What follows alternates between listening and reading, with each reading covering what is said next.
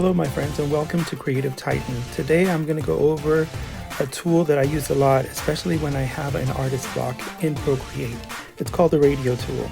So first we're going to open Procreate. Then we're going to add a new canvas, square. We're going to open it and then go to the actions menu, which is the little wrench at the top. We're going to select drawing guide, edit guide. We have 2D isometric perspective. We want symmetry. Under options, we're going to hit radial and we're going to turn on rotational symmetry. And we're going to select done. And now we're going to start using this amazing tool.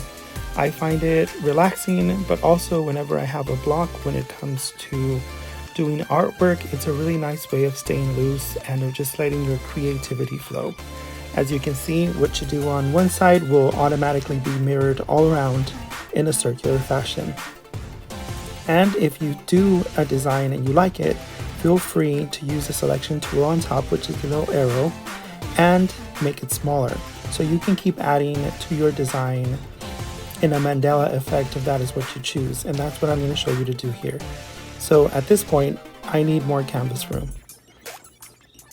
And what I decide to do is go up to the selection, select it, and then scale uniformly.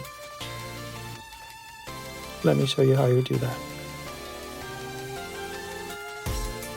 And I also wanted to do the snapping at the bottom. And I wanted to do snapping, and I do not want to hit magnetics. Snapping will make sure that you're always centered, and you can continue your artwork after this. And from this point, you can keep designing infinitely in Procreate to get the design you want. And at this point, I'll just let you see my design and what I came up with. And let me know how you use this tool, because I think it's amazing, especially when you just need to let creativity flow from you. When you're having trouble doing any artwork or you just want to warm up, this is an amazing tool to use, the Radial tool in Procreate. Let me know what you think.